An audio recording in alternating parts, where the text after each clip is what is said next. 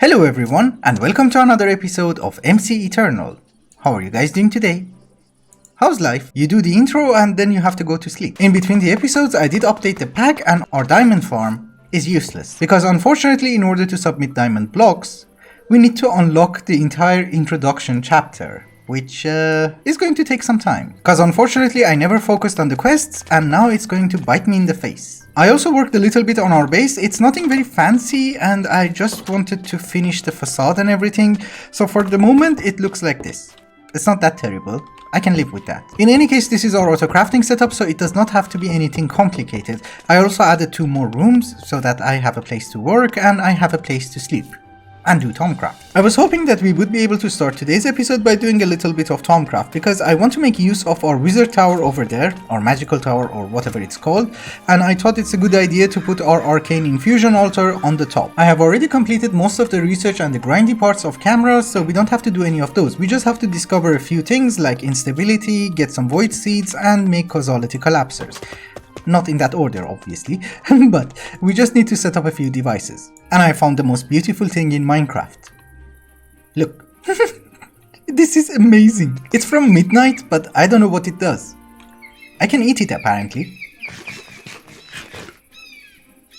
Okay. Yeah, I should have expected that. Unstable fall. 10 seconds. I'm actually not walking. It's making me walk. Okay.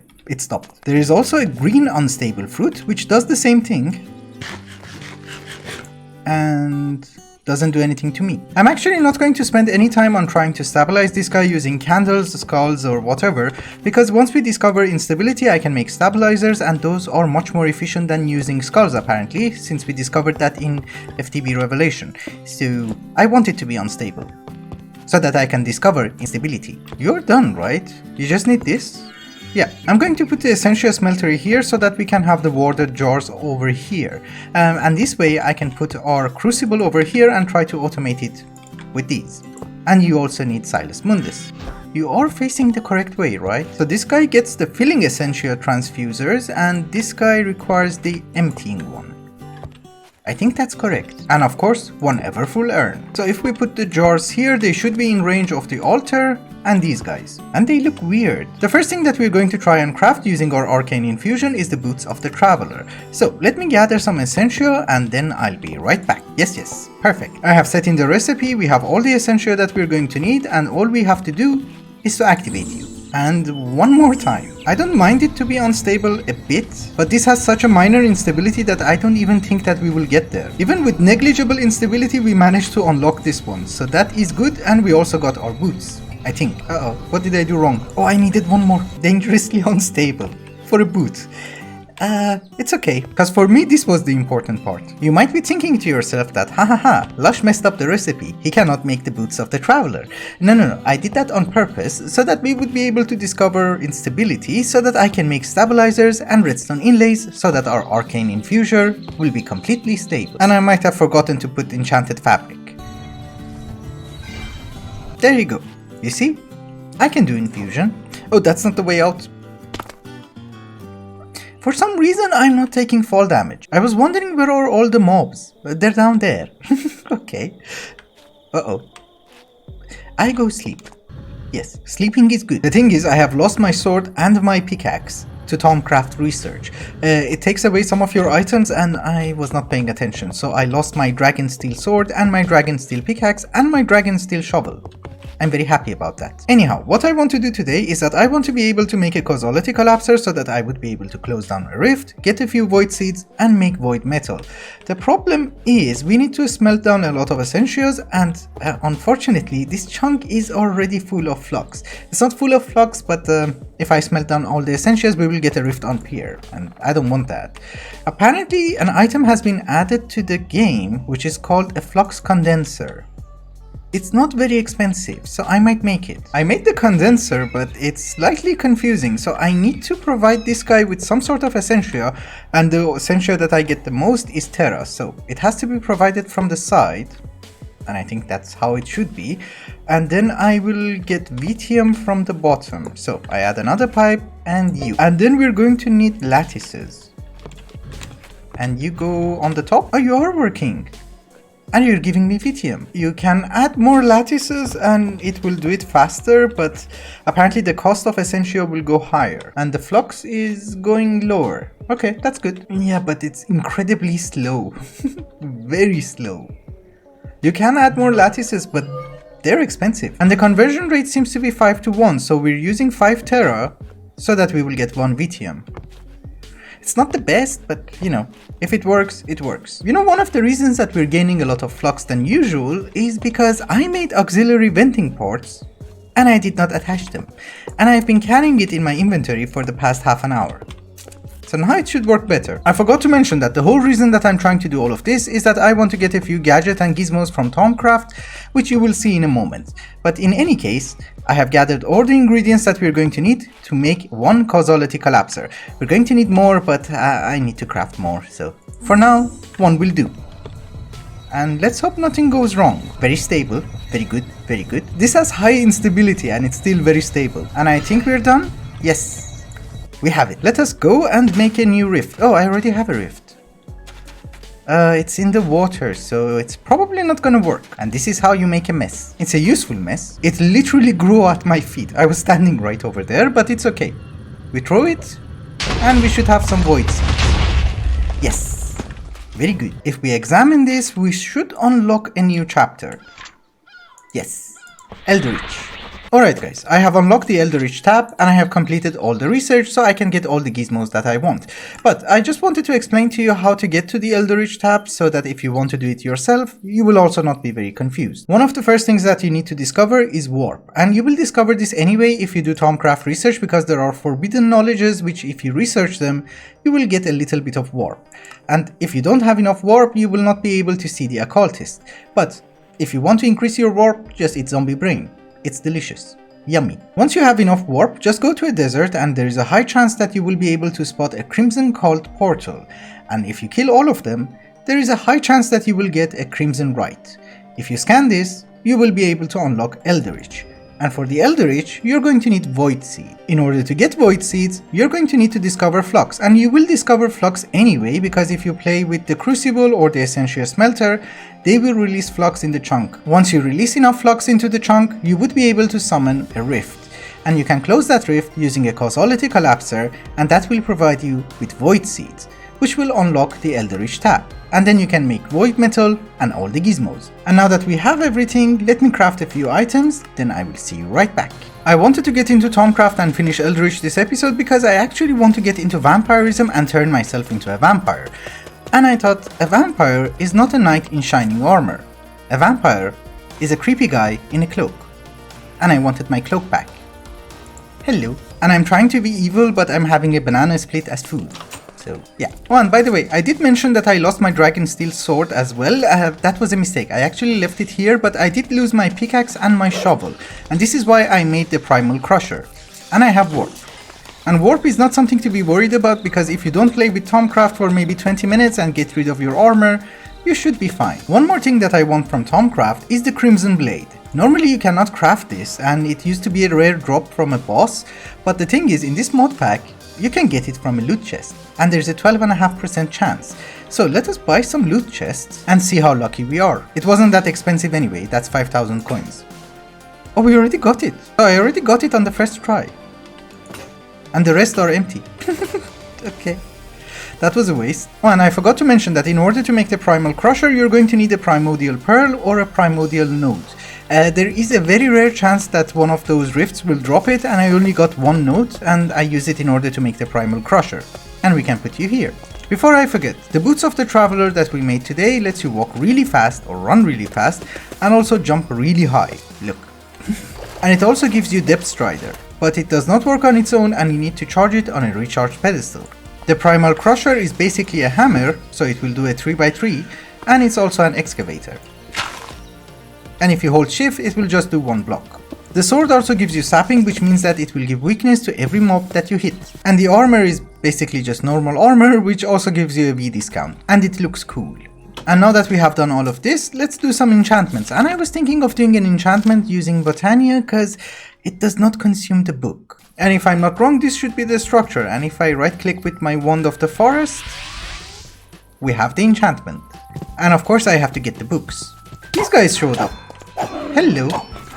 Using our amazing bow, I did make Sweeping Edge 6, Fortune 6, Sharpness 10, Protection 8, Unbreaking 6, Looting 6, and Efficiency 10. The armor, the Primal Crusher, and the sword do not require any mending because they will repair themselves over time.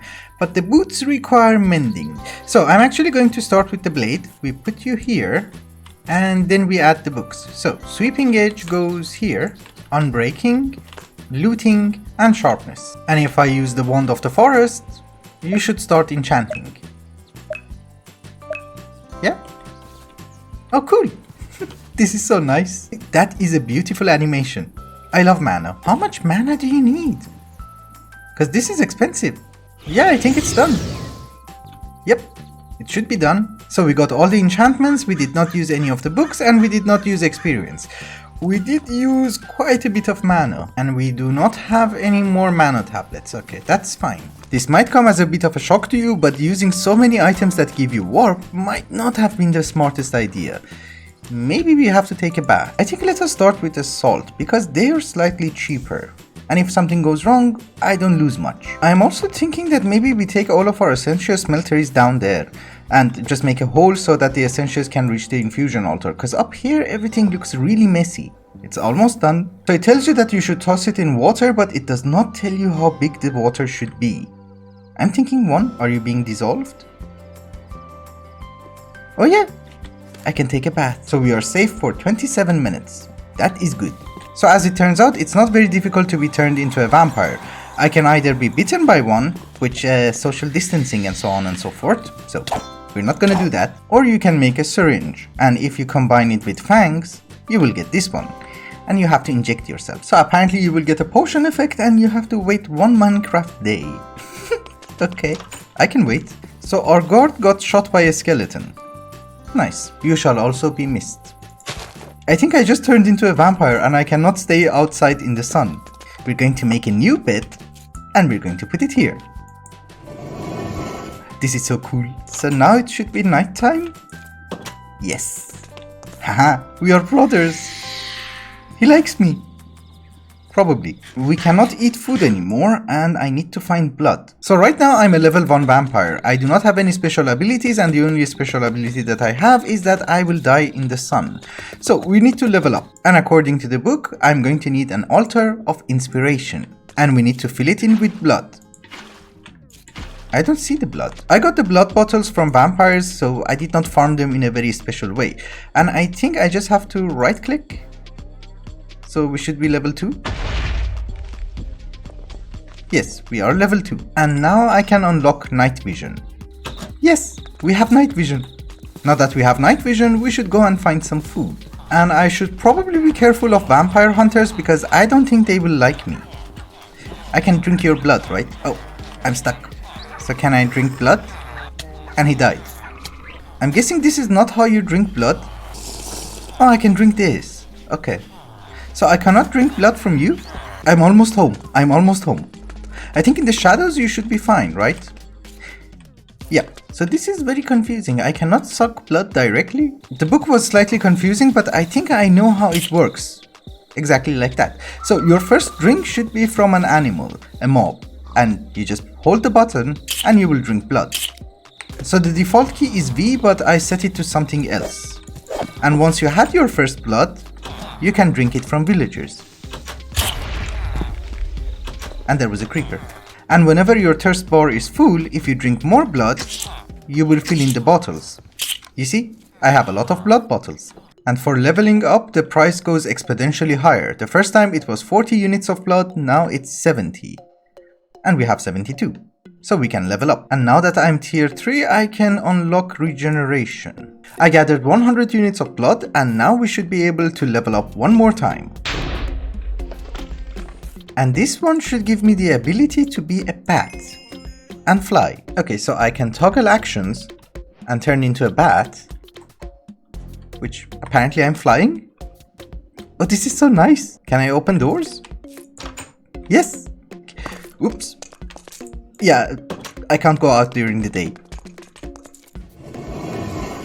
So apparently you can bind it to a hotkey and you need to use a command? Weird. I was trying to set the bind key in order to convert into a bat with a push of a button, and it's not very intuitive, but if you want to use the command, that is the command that you can see here. So now I can convert into a bat easily, and I can fly outside. This is so nice. The only problem is that my health is incredibly low. I can swing the sword, but it doesn't do anything. Oops, don't shoot me.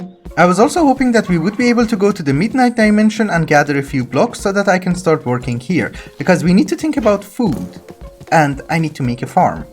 Normally you would make a cow farm, but we need to make a human farm. I think it's a good thing that over here it's always nighttime. We should live here. Last episode when I made this tower, some of you guys were suggesting that this looks too ominous and scary and you don't want to step inside. Personally, I don't know what you're talking about. I think it's very welcoming and it's like home. I need to sleep. We get rid of the creeper and then we sleep. Yes, much better. And our brothers are here as well. Anyway, according to the book, if you want to progress more than level 4 in Vampirism, you're going to need a new altar. I have no idea if this is correct or not, but I made it based on this picture. And it seems correct. And it's missing a few bits and pieces like a human heart and some pure blood. But we will get to that later on. In any case, I thought the altar should be the centerpiece of our ground floor, and then we will have a second floor for wizardry and a third floor for Thaumcraft, so that I can bring down the Essentia smelters. And in the basement we are going to have our food farm. I was also trying to make a banner from Thaumcraft, and apparently I should not choose purple, because if I want to go with dragon, it makes much more sense if the background is black. So let's make one and see how it looks. Hello, brother. The problem with being a bat is that it takes a very long time to climb. I should take another bath. Probably. I hate these spiders, they are the worst. So if you want to make a banner from Thaumcraft, what you have to do is to take a file of Essentia, the Essentia that you want, and then right click on the banner. Oh, this looks much better. I like that. We keep this one. Yeah, that looks much better. Anyway, we need to bring food. We just need to carry a few villagers who do not look very weird. I don't want to eat you. Don't worry. You I might. Yes, you're nice as well. So I cannot drink blood from a butcher. Interesting. I found a few vampire hunters and I think we get the heart from them. So do you do anything to me? Or no? Okay, you do. Fine, fine. They did not drop any hearts, so we're going to take one of them home for later experiments. Oh yeah, we got a heart. Human heart. Nice. And I think these tents are actually spawners. Do not worry, brother. You're safe. This guy is thinking that, oh, I can hide in a church and I'll be safe. And some snacks for the way home. I infected him.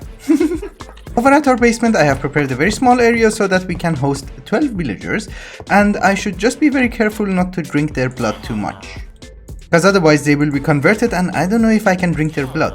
Oh, and by the way, these are barrier stones from Thaumcraft, so they do act like a fence. I can pass through, they cannot. Another question that I have is that, do they have to heal? We wait. Oh, you can eat a heart? Interesting. I waited for a few minutes and it seems that the villager did not heal up. So let us try a potion. Oh, it's daytime. Actually, he did heal up. Okay. So let's try this anyway. We drink blood and we throw the potion. That doesn't work. Okay. So basically what this means is that I just have to be careful and not drain their blood too much. Also, one of the items that we're going to need in order to advance further is called pure blood. Hello. And apparently you will get that from a vampire baron. I did see one of them and I killed him, unfortunately. We did get one pure blood, but we need more. And I was hoping to find one so that we can spawn him later on. And it does seem that they are very rare. Is this a very special vampire? Cause... what the hell is that? Undead swine. Okay. That was nice. Undying heart. Huh. And apparently turning into a vampire has some side effects on your face. Anyway guys, I think it's also a good time to wrap up the episode. I do have to work on this place a little bit more, add some details and make it more welcoming. Let's see how it goes. Anyway, thank you so much for watching and I hope you enjoyed it. Till the next one. Bye bye.